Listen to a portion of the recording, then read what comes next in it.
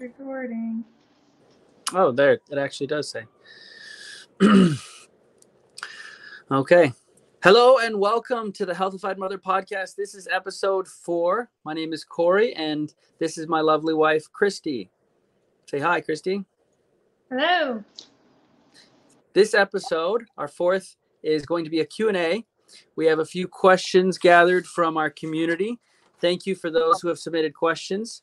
And otherwise, we're just going to kind of have a general discussion about what the Healthified Mother is and some tips and tricks of us as a family of 12. Christy, why don't you go ahead and read to start off the vision statement that we wrote up for the Healthified Mother. Sure. Okay. So, vision statement. We envision a world where every woman experiences the miracle of motherhood with confidence and joy. A future where women radiate wisdom and peace in their divine role as mothers. As we equip them with transformative tools and community support so they may guide their families on a journey of happiness, well-being, and harmonious growth. Wow. I like that statement. What is some of the stuff packed inside of there to start off that you think is valuable? Well, the whole goal and purpose that I feel called and driven to share with other mothers is that motherhood is meant to be a joyful experience. We're supposed to be happy as mothers, and the world is trying to steal our joy. They're trying to have us compare to everybody else. Oh, look at this on Pinterest. Oh, you're not good enough. Look at this reel about how much drudgery motherhood is.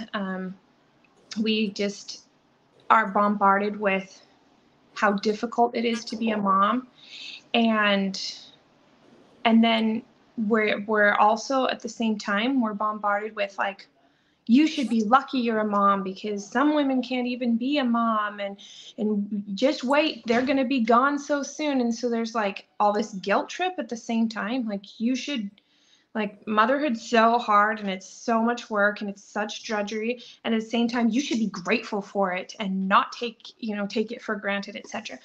So it's kind of like a lot for mothers to process and go through.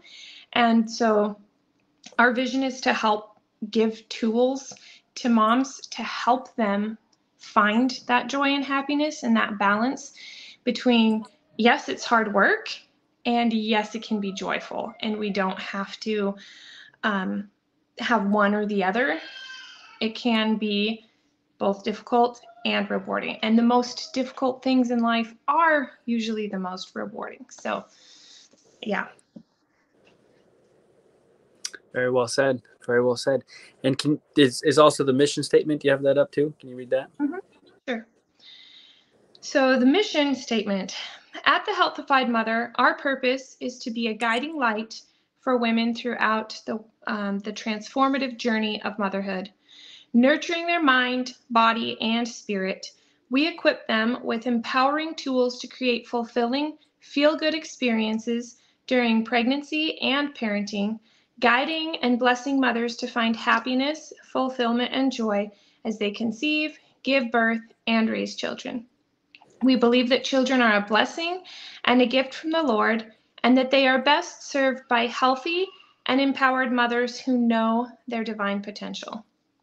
So that part right there, if we know who we are as divine beings, as daughters of God, as potential and future queens, if we can carry ourselves with that power and confidence, we can take on anything that life throws at us, and we can serve our children so much better if we have that presence of mind. I'm not a robot just doing daily tasks, changing diapers and making meals. I'm a queen doing the duties of the realm, right? I am fulfilling what brings me the most joy and happiness. And yes, it involves some menial tasks, but I'm not above those tasks. and those tasks don't define me.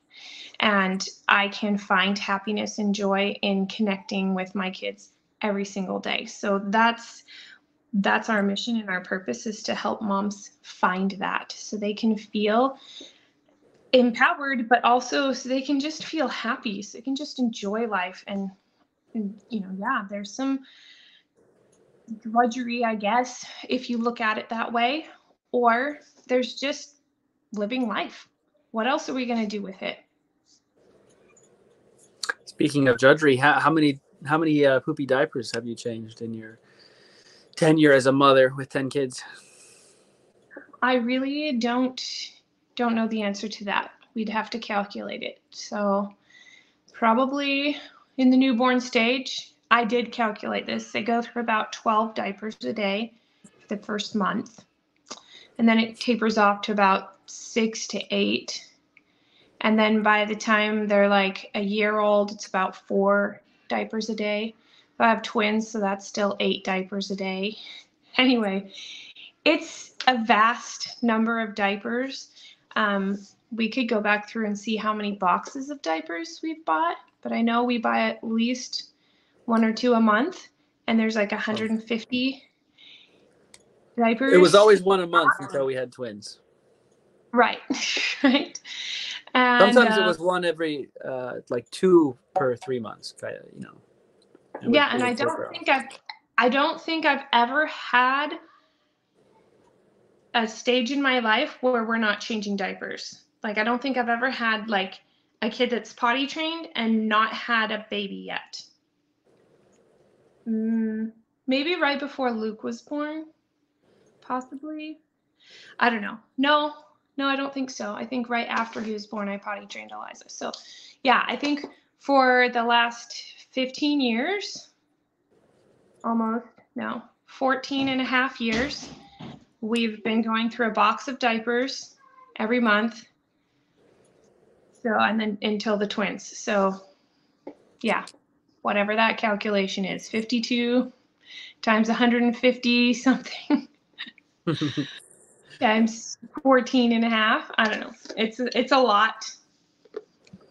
I mean, I bring it up because right now we're potty training our 3-year-old.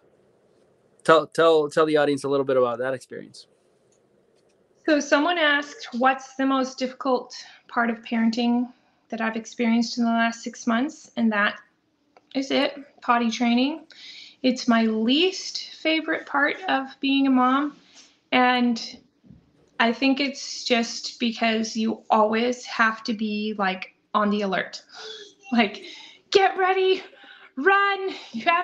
You can't ever really fully relax, because as soon as you do, there's an accident somewhere and you're cleaning up some puddle or pile, and it's like, usually it's not very long. All of my kids so far until this 8th one, it only took a few weeks, like a week or 2, and they got it. Like within a couple days, they were doing pretty good, and there was just 1 or 2 accidents. So this little fellow that we're potty training now, he has been at it for a week, and he's probably gone in his little potty about 6 times in a week. So not even like once a day. And I'm like, oh, I don't know that he gets it. And usually I just wait till they're a little older. Like, okay, well, maybe 2 is too early, but he's 3. He is totally capable of a full conversation with me. I understand what he's saying. He understands me. So it's not like he can't communicate it. He's just struggling with his cues, I think. But I have to celebrate, because today he has gone pee and poopy in his little potty 2 times. And that's huge. Like, just all on his own, ran there, had already taken off his underwear, sat down, and went. And I'm like, oh my goodness, like, I think it's clicking. I think he's getting it. Like, this is really good. So yeah, potty training, not my fave, but we get through it. And yeah, I mean, it really has been short for most of the kids, so I can't really complain because I know people who potty train for like months. But yeah, this one has just, it's never taken a full week before it finally starts to click. Usually by the full week, they're starting to like not even have any more accidents. So we'll see. We'll see where it takes us. But yeah. What's the like other than potty training? What would you say is the second most difficult thing? Um. So navigating like right now in the last 6 months, my kids want to hang out with other kids. Like they're getting older, they want to go play with their friends, right? And I'm fine with them playing with their friends, but also I am kind of reserved, and so I don't want to just like hang out with people all day. And I'm also very task oriented, so I have a lot of things to do. And they're like, well, I'm done with my school, so I should be able to go play with my friends, but I'm still like working with the other kids and have, other stuff I have to do. And so it's this balance between like, I want them to be able to go play and have fun and hang out. And I also have a lot of other things to do and don't want to spend because it's the older kids that want to leave and go off, and then right. And then the older younger kids get left behind. like they help with the younger kids, but if the older kids are gone, then I'm taking care of all the younger kids, and then I'm like, okay, now it's just it's just a struggle. So if I have, both twins in each arm and they're hungry, and the older kids are going to want to come home and eat dinner, so I'm trying to make dinner, but I've got, the toddlers and the twins and whatever, then yeah, it's just finding that balance between like how much social is too much social. And we homeschool, right? So they're not seeing kids every day in school, and they have activities that they go to. They have choir, they have music lessons, they have dance and gymnastics. So, they go to church activities and things. So it's not like they don't have any social experience, but they just want added, like, can I go have a play date? Can I go to this friend's house? Can we go to the park? And that's awesome. And I love that we have that experience. First time that we've had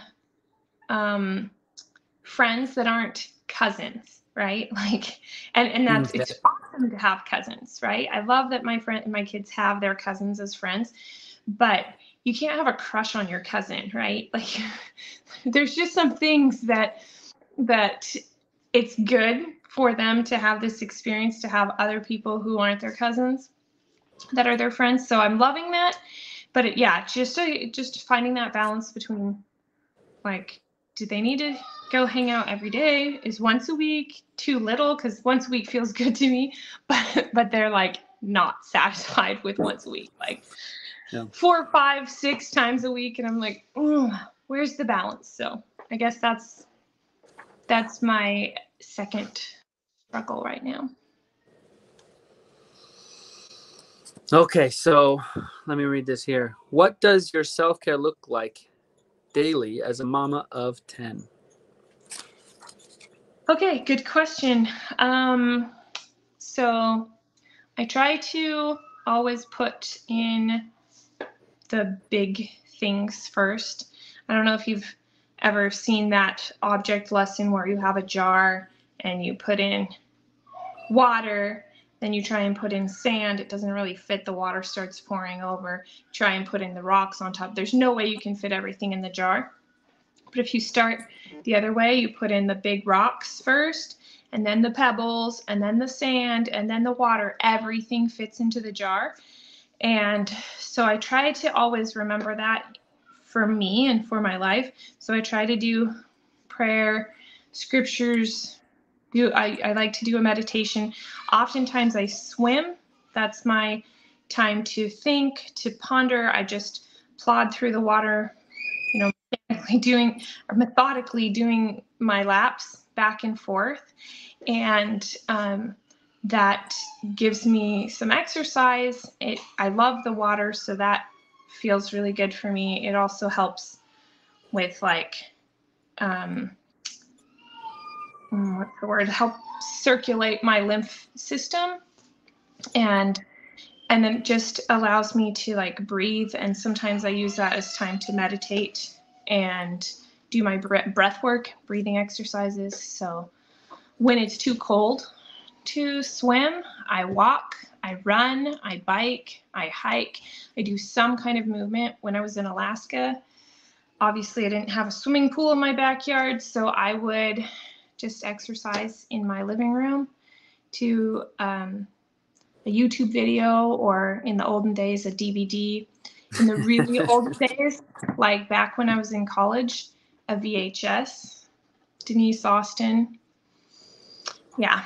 But I've always done movement. I'm not a hardcore, for me, and I'm not against this, but for me, it just doesn't feel like a good fit for me to do something like a HIIT workout or a CrossFit or something really intense.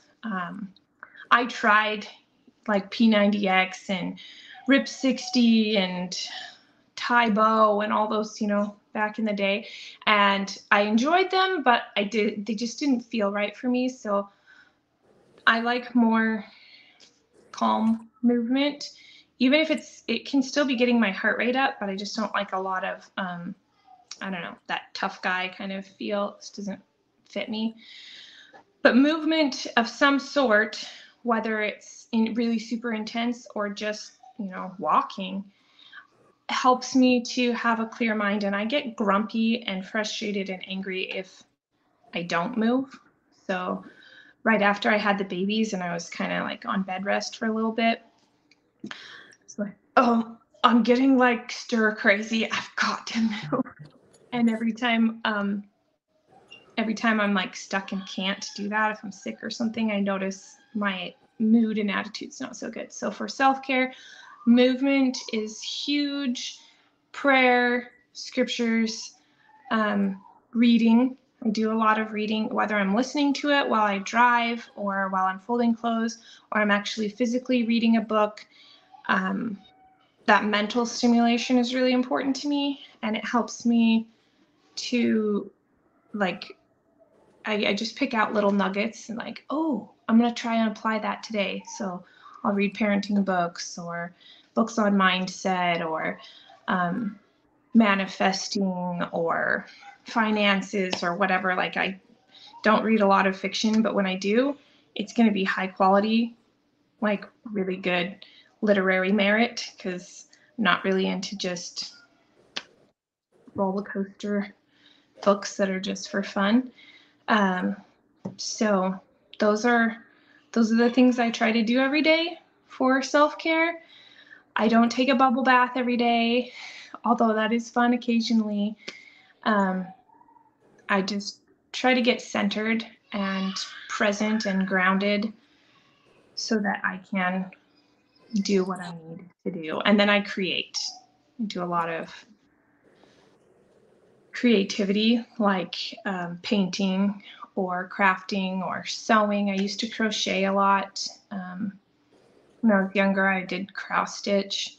I've always just been into crafting. Now my daughter, Eliza, is really super into all sorts of craft, latch kits, embroidery, whatever. So yeah, those things have helped me to be able to be more present and connective with my kids, so that I don't go crazy and lose my mind. Does that happen though sometimes? You lose your mind? Yeah, it does. And then I'm embarrassed, and then I'm like, I'm such a bad mom, I'm such a failure. And then I'm like, no, this happens to everybody. That's what the atonement of Jesus Christ is for. Thank goodness for his grace.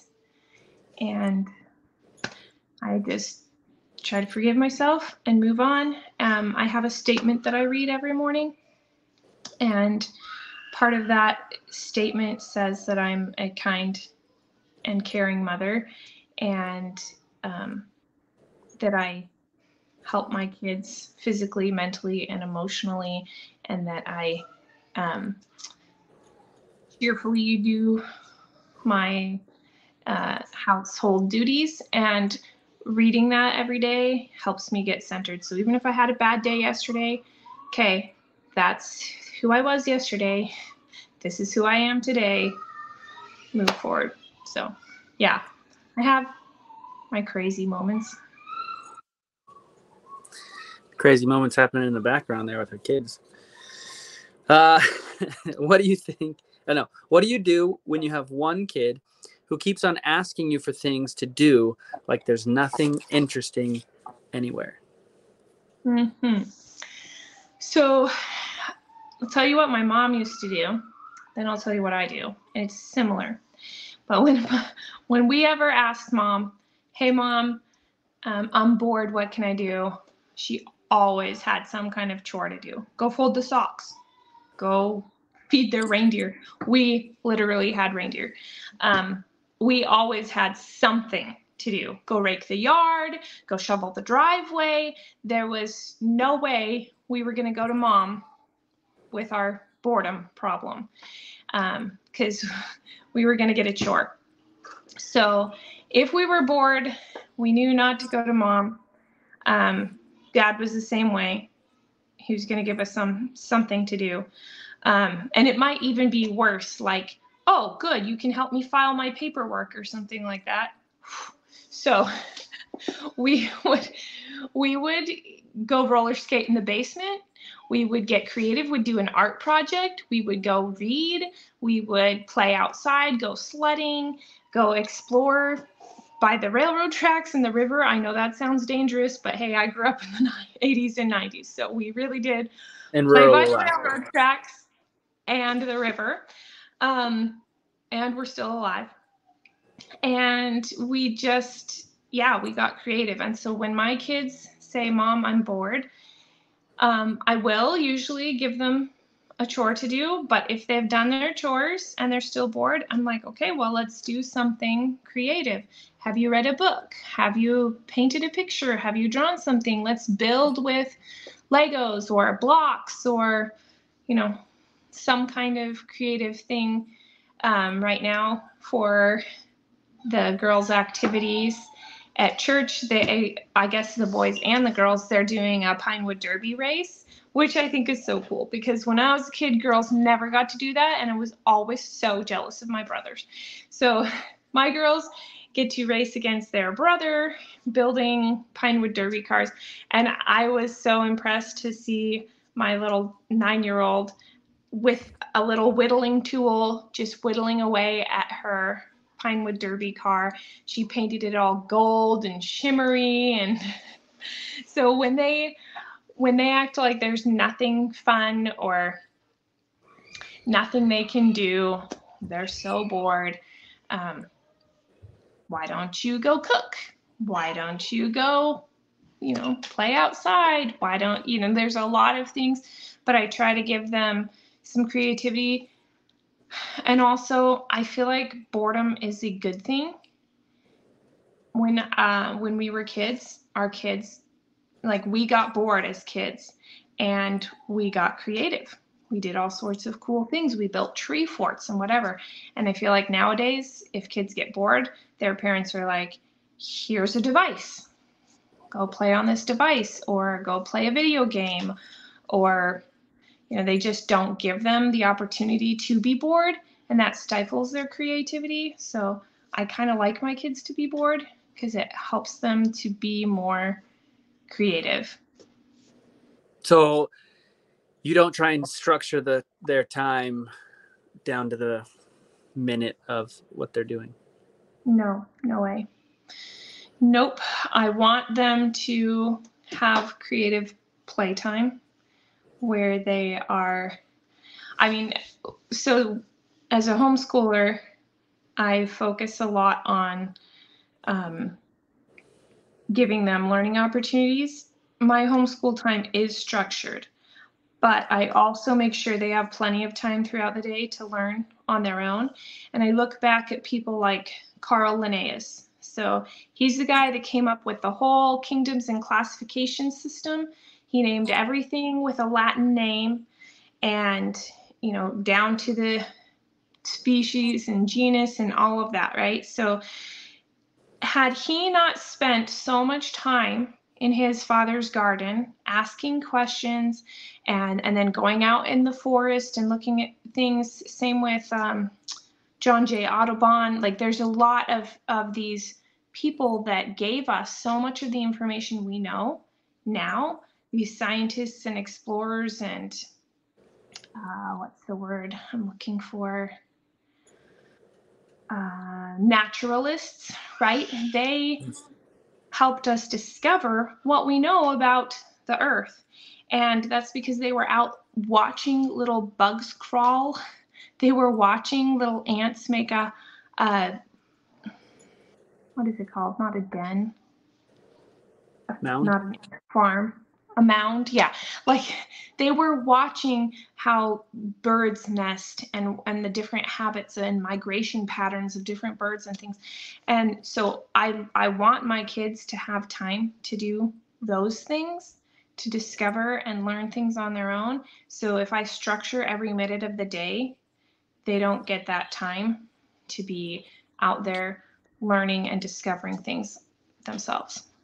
I want to connect that, what you were just saying, back to last week's conversation about manifesting, because what we've been studying and learning about manifesting, they talk about curiosity is almost like a superpower. And what you're talking about, you seem to be saying like these men, it was their curiosity that was the foundation for their creativity. Is that? Absolutely. They were just so curious. And sometimes they got in trouble for it. We read about Einstein, John J. Audubon. His dad was like so adamant. He sent him to America because he thought he was like kind of an embarrassment, because he sent him off to the French army, and he like didn't really, he wasn't really into the whole army thing. And his dad was just like, oh, you're so embarrassing. His dad was like a sea captain or something, a merchant. Anyway, he sent him off to America to live on this big giant property with his brother, I think. And he's there with his uncle out in nature, and he's like, this is the best. Like, I don't have to be in the city, I don't have to be in the army. Like, he's just out exploring and finding all these new species that no one had really mapped out, because at this time, the 1700s, America was very new and there was very little known, like animals and plant species, right? And so he's creating all these books about plants and birds and what they eat and how they migrate and all of that. And it was just his curiosity, like from the time he was a little kid.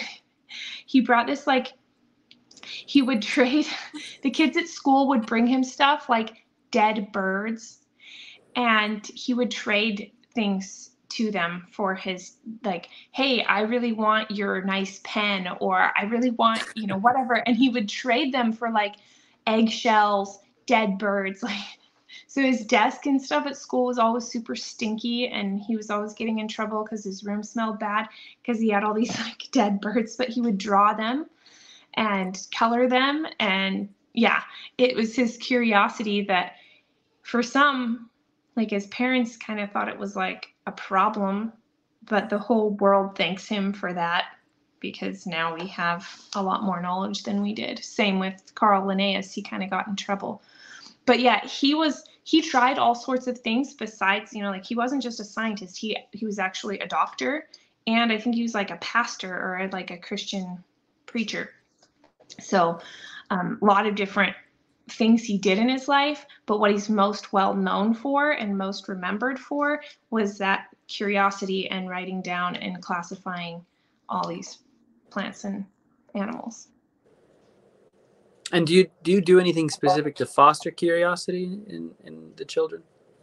Oh yeah, we will go, like I like to take them out on hikes and then discover things. So a couple weeks ago, we went on a family camp out with our church group, and there was a lot of families there. And I had the kids play this game, and I wasn't sure how the kids would take it, but Not just our all of kids. You're talking. We had all the kids there do it, yeah, right?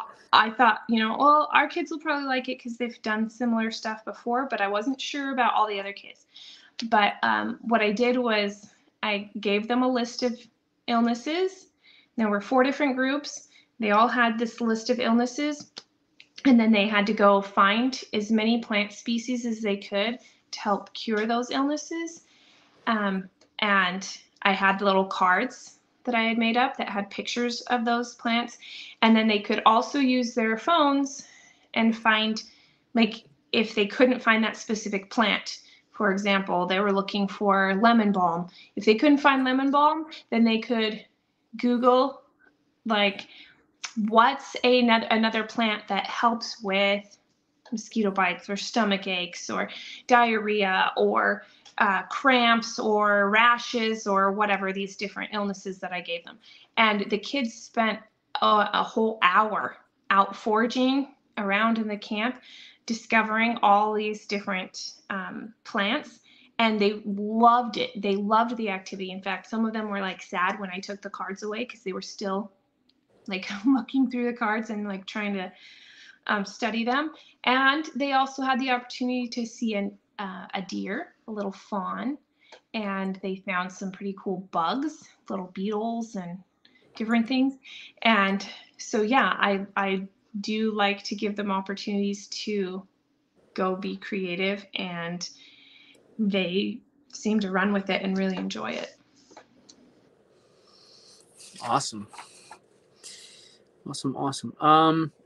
Daily routines for your kids.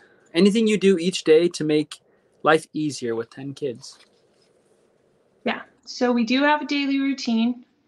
I feel like you and I are not super structured at following it, but when we do, things do go better.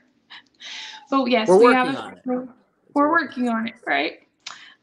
We Hard do. because our life is always changing. We're always having new kids. Kids are always going through new stages,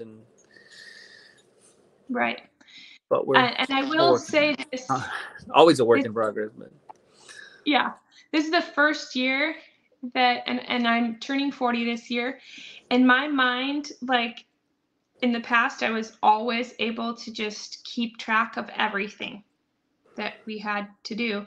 So I would write things down, but I didn't have like one central calendar, like with all of our activities, everything we were doing throughout the week. And this year, I realized I keep dropping the ball. Like I don't have the sharp of a memory as I do. And I think we missed a lesson, like one of our kids' music lessons, and we missed dance or something. And after that, like twice in a week, I think. And I was like, okay, that's it. My mind is no longer like capable of carrying like so many different things. I need to write it all down on one big calendar. So I put it up on the wall and calendared it out, and think it's gone a lot better because everybody's like, they can remind me, hey mom, we have dance tonight. Okay, yeah, we got dance tonight. And usually I just remember those things, but it's getting harder and harder the more kids we have, the more activities we have, and the older I get. So yeah, we have a routine. I find kids will ask me, what day is it? And they'll point to the calendar. They want to know which day it is, and so that they can remember what are the activities for the day. So yeah. And even the younger ones, they're learning calendar skills, right? Like they're learning how to read a calendar. They're learning, when we do what, and that helps them know, it helps them process like what's coming next. Because if you're always springing things on kids, like hurry up and get in the car, now we have 5 minutes to get to whatever, they feel frustrated, just like we would feel frustrated if someone did that to us, right? So letting them know ahead of time and giving them enough time to prep and prepare, they have much better attitudes. So, hey, we have dance this afternoon, gymnastics, whatever it is, they have time to get ready and to feel like they are settled and prepared and not just thrown into something really quick. So yeah, our routine, we have, they have their morning routine where they get dressed and eat and say their prayers and do their chores. And then we try to have a devotional with them. And then we do school. And after school, then that's usually when we have like different activities throughout the week. So we'll have gymnastics one day or dance or different music lessons, but they also know when those things are, so they know when they can have free time. Hey, can we go swim? Hey, can we go to the park? Can we ride our bikes? Can we go outside and play, etc.? And then they have their music practice time. They have their time, free time where they can read.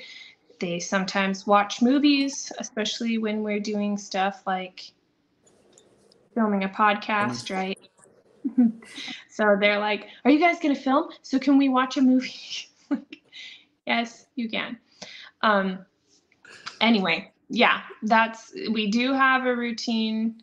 We're not sticklers for it, although there's like benefits and pros and cons to that, because I feel like if they thrive on that structure and we do better on that structure, but also there needs to be some flexibility so that things can change, because life's going to throw at you, like today, hey, there's going to be someone here to fix your washing machine, or they might be here right now. I don't know.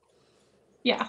So anyway, we leave it open to flexibility, but we also do have a routine that we try to follow. And when we do, it does seem to go better. So. Well, you already answered this next question about the hardest part of parenting, but it's a two-parter. So what 3 skills have you enjoying motherhood? Okay, so I think first is mindset. I have been studying mindset for, I want to say like 5 years now, and read a lot of books and tried to put those into practice in my life.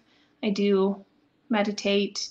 I do a lot of like affirmation statements and try to manifest things in my life, and with great success.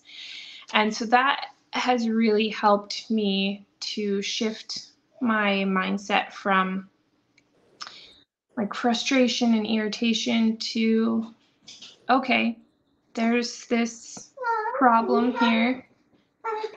Yep. That one doesn't. Hang on 1 second. Try this part. Maybe it has room.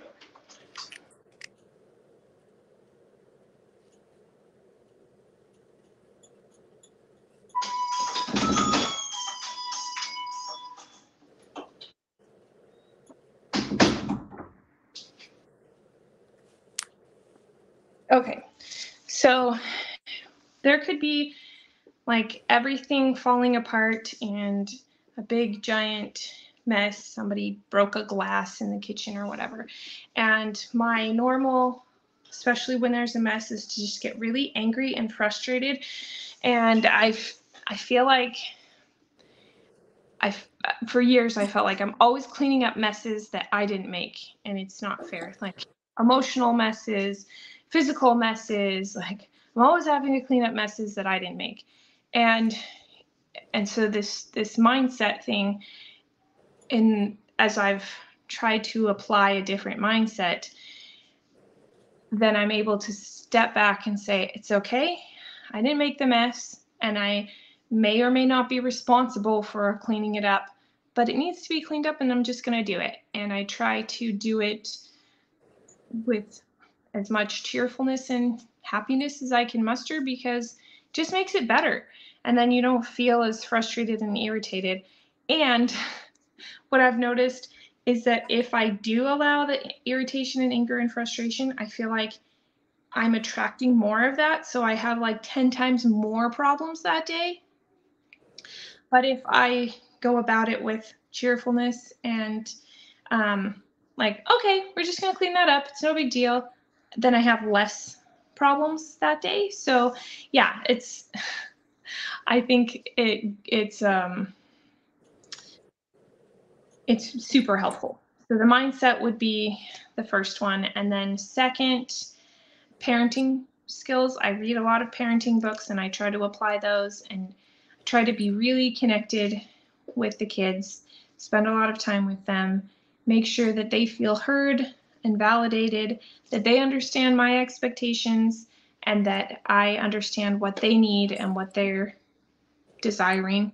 And when their needs are met and they understand my expectations, things go really pretty well. So that is really super helpful. I can honestly say I don't have very many parenting problems like I used to. Probably about 5 years ago when I first read a book called Gentle Parenting, and then I read another book called No Drama Discipline by Dan Siegel, and he has another book, The Whole Brain Child. Anyway, and then I've read several other parenting books after that, and they were so helpful in just like, see what your child wants, communicate, connect with your child, and most of your discipline issues will go away. I don't spank my kids. I don't yell at my kids all the time. I don't, like, I raise my voice, like I shout across the house like, hey, come down here for dinner, but I don't yell, like scream at my kids, you know. Occasionally I do, and then I'm like, oh, I don't want to do that. And so it's gotten less and less over the years, and I feel like I didn't want to spank them when I first had kids, and so I did yell more because I didn't have any other tool, right? But as I've gotten more tools in my tool bag, I rarely yell because I don't need to. Because if I connect with them, then they do listen to me. Anytime that I start to feel like the kids aren't listening and I'm frustrated, it's because I'm not connecting. I'm usually not grounded. I'm disconnected. I have some other thing going on. I'm trying to do something, like I've been on the phone for 2 hours with customer service or something. Like, that's when I feel super frustrated, and it's because I'm not connected to them and they want my attention, and I don't feel like I can give my full attention because my brain is somewhere else. But when I stop and I give that attention, the problem's just like resolved. It's not even a problem. I'm like, ah, okay, I just need to get present. So yeah, I just don't have a lot of parenting issues like I used to, because I discipline my kids, but I don't punish them. So if a kid breaks something or whatever, I hear a lot of parents say, well, what punishment should I give them? They need to learn a lesson. And I'm like, do we learn a lesson when people punish us? When our boss tries to punish us and teach us a lesson? Like, if we're trying to raise well-adapted adults, then punishing isn't something that I want to teach and foster in my home. So, okay, number 3 skill. I'm just a silly, goofy, fun mom. So I try to have a funny, happy attitude and do exciting and interesting things with my kids. So I take them out and we go to parks and museums and up to Slide Rock, or take a little history trip, or go on a hike somewhere, or, you know, just go to a splash pad, whatever. And then we dance and giggle and do crazy things, and as the older kids get older in their teenage years, they are like, Mom, you're so weird. Which I don't really understand because they've known how weird I was since they were born. But whatever. I guess they're just seeing like normal people don't act like that. I'm not going to pretend to be a normal person. So anyway, the little kids love it. And just being my goofy, silly self, it really allows a lot of tension and stuff to melt away. And that's when I find I have the most issues with the kids. Like if we're coming to heads, it's because I'm being serious. And even if you and I are coming to heads, it's because I'm being serious. When I'm serious, life is just no fun. So when I am fun and happy and excited, life is so much better. So I just try and keep that fun, happy-go-lucky attitude, and that's probably one of my best skills. I feel like when we're at a head or having butting heads, it's a lack of connection between us, right? That's true. Yeah. And we need to connect, which we're getting better at doing, right? Yeah. Because I think awareness of what exactly is the problem is, for me to understand that, okay, you might sound upset, and I mean, you might be verbally like saying things in an upset manner, but what you're saying isn't the problem. Like, I feel like I'm starting to recognize what the actual problem is. Okay, well, she just wants me to connect with her, and whatever you said actually is going to take care of itself if I do what would do that first.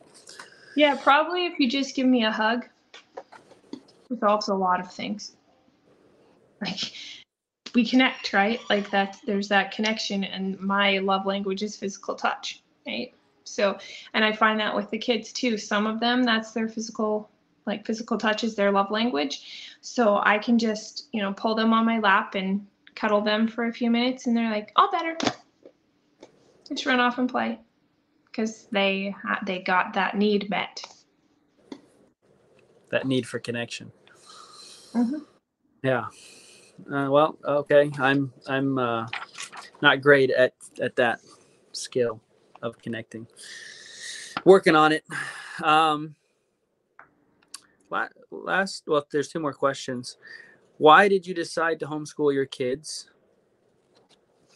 And how'd you do it? So I grew up homeschooled. My mom homeschooled us, and then I went all the way through high school, homeschooled, went to college, got my degree in elementary education and special ed, and taught school for a little while. And I was like, okay, I can definitely give my kids a better education, not because the teachers don't try. Like we certainly tried, but there's so many kids and they're at so many different levels. It was very hard to reach those kids. So I would have one kid saying, Miss Christie, I'm bored. And another kid like still couldn't write his first name.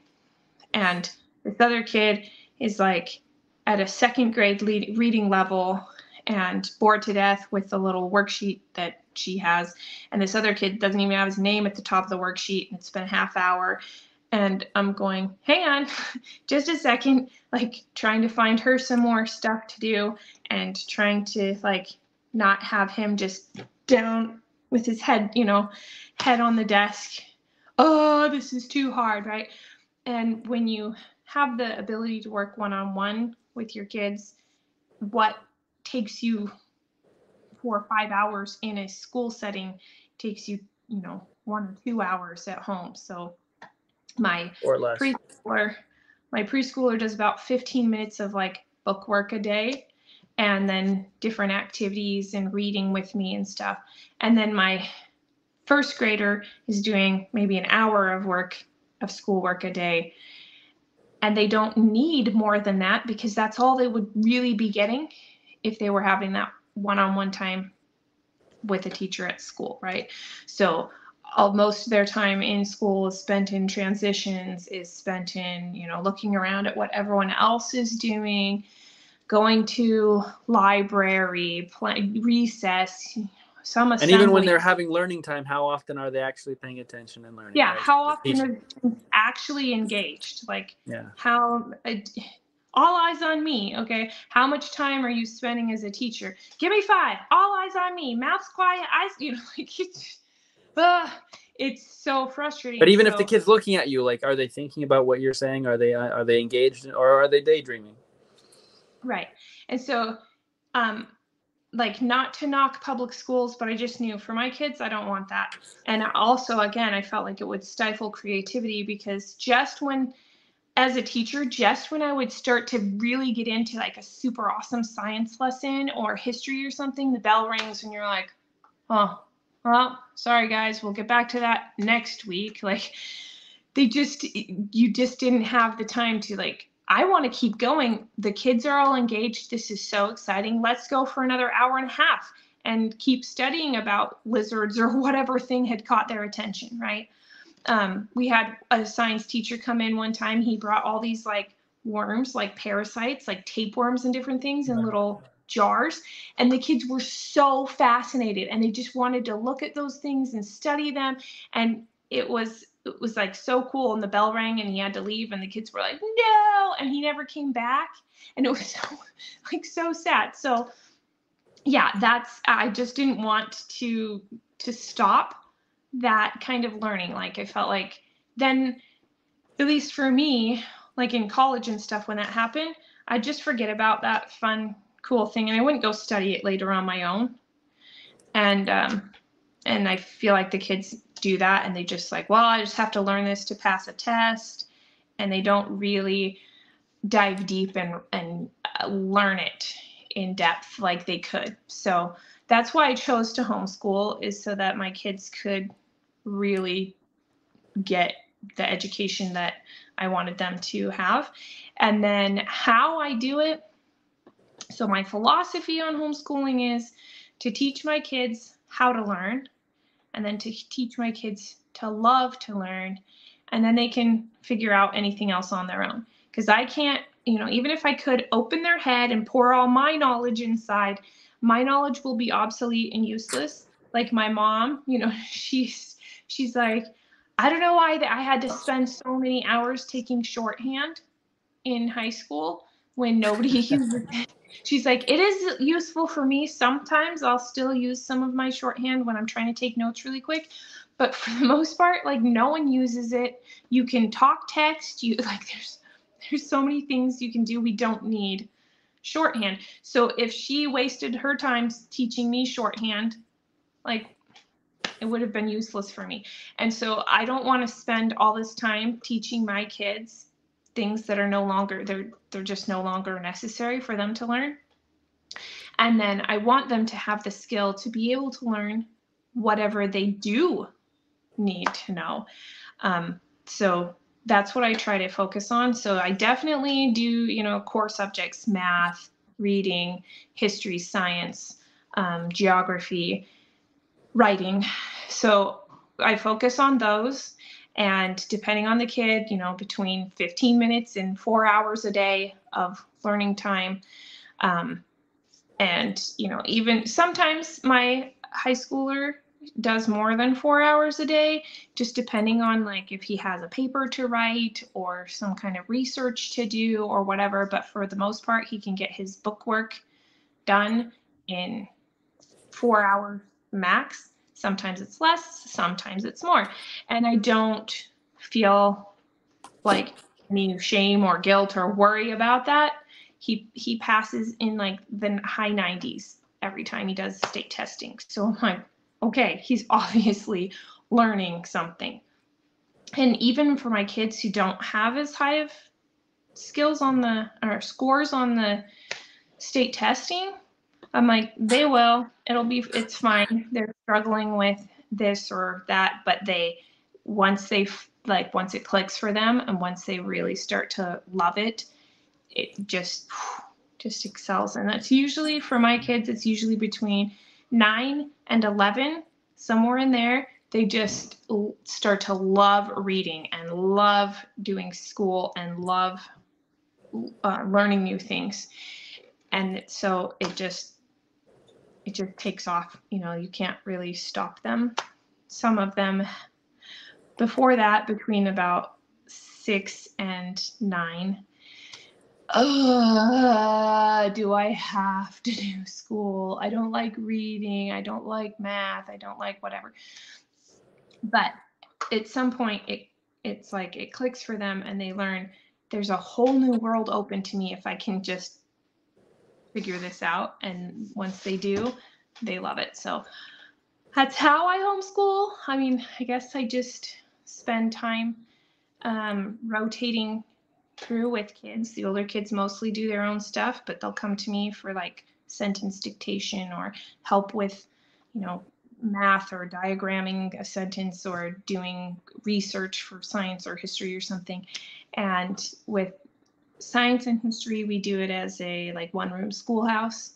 So right now we're doing a science unit on mammals, and all the way from my 6-year-old to my 14-year-old. Obviously, I have like lesson extensions and more difficult things for the older kids, and for the younger kids, mostly they're just listening and looking at pictures and going to the zoo, and that's how they learn about mammals. We'll watch little videos. They love to watch stuff like Wild Kratts on TV, and so yeah, I don't know. I don't have like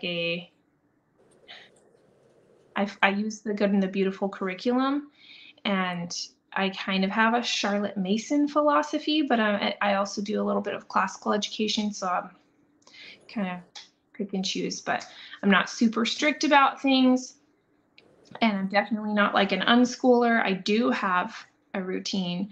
We do this and we do this and we do this, but I don't like sweat about it. Like, it'll get done. Some days we don't do school at all. If somebody's sick, or if we have to go, do some task or unexpected thing, and that's fine, because we can make up a day later. We sometimes do school all the way through the summer. That's the flexibility of homeschooling.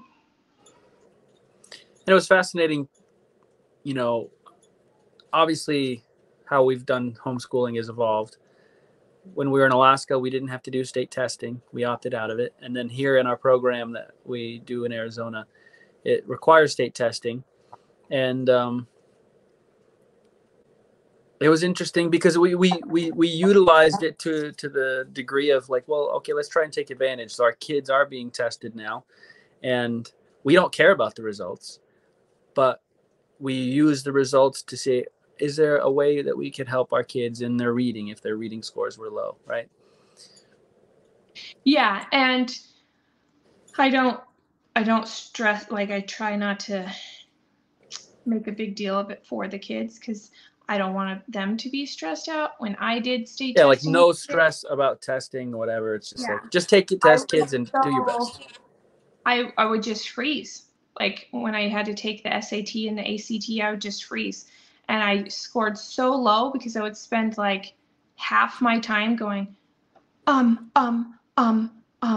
only have a few minutes left. Like it was so bad, because I was so concerned about the outcome. Like I had to score really high because I needed a scholarship or whatever it was, right? And I put so much on it that I didn't score that high.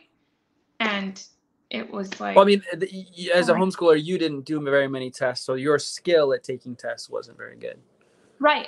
But when I had like a test that was not timed, for example, I don't feel like it was timed. Maybe it was timed. I don't know. When I took the praxis test for becoming a teacher, I aced that.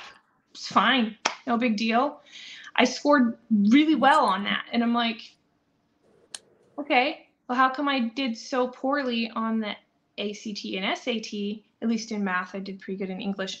But like, because I didn't feel that pressure and I wasn't timed, right? And so timed tests, like there was just so much pressure from that.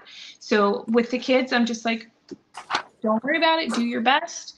And if, If you don't know something, that's what they're trying to test, if you know it or not. So don't worry about it. If you don't know it, okay, don't know it, skip it. And that has been really good for them because none of them get to such a stressed degree, out. I remember you talking about Clara, that she was just like, You I don't wanted even to know. think? Like when she was starting to take the test, and she was just like completely guessing and like, who cares, you know? Right. And then they're like, she needs some extra help. She did really poor in her testing. And I'm like, oh, well, maybe I should like let her know that it's not just like Wheel of Fortune, like pick whatever, right? So I did have to like, okay, try to actually listen and pick an answer that makes sense. And then she's done better since then. But but yeah, it was like, I didn't want to make a big deal of it for her. And she was like, I love state testing, but she was scoring really low because she was just like randomly like picking numbers. And I'm like, Like okay, she well, must have been playing some kind of game with it, like, oh, I'm gonna answer D now because I heard a D. I don't know. She just must have been having some other fun time that had nothing to do with the test. It seemed like. yeah. Yeah, well, and that was, I think, when she was in like first grade, and they have like this cute little cartoon owl talking and different things. So I think it was just like Entertaining. it was like playing on the iPad. Yeah, it was like a game. Well, our mark has flown by, surprisingly enough, and there's just One more question. Yeah, there's one more question. Well, this is from your sister. Will you give me $1 million? So here's my answer to that question. In the scriptures, it says that we should say in our hearts, if I had it, I would give it. And if you can say that in your heart with honesty, then that's all you can do. So yes, my answer to that is, if I had it, I would give it. And I think that has evolved over the years, because I used to feel like if I had $1 million, no way would I give it away. That would have been so much work and effort to get that $1 million. But I've shifted to a different mindset where the Lord has given me everything that I have. And when I give it to others, when I'm willing to give back, He blesses me with more. And I'm blessing His children. And I'm just sharing what He's already given me. So I think about the scripture, look at the lilies of the field. They didn't do anything to be arrayed in so much glory that they're better than Solomon, Well, they didn't do anything besides be themselves.